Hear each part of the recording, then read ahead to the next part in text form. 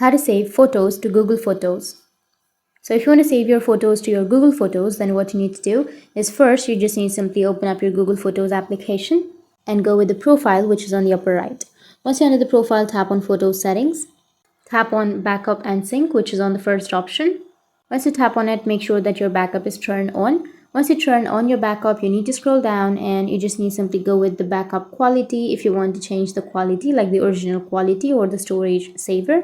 Or you can just go back and go with the other settings: mobile data usage, backup device folders, and backup locked folder. So go with backup device folders, and if you want to choose the folders, or if you want to save photos to your Google Photos from downloads, you can simply toggle it on, or from Facebook photos, email, Instagram, Messenger, and all that. If you want to save all of these on your Google Photos, then you just need to simply go and toggle it on. Once you toggle it on, it will start the backup process and it will be saved to your Google Photos. So that's how you can save photos to your Google Photos, and if you have any questions, feel free to comment below. Thanks for watching.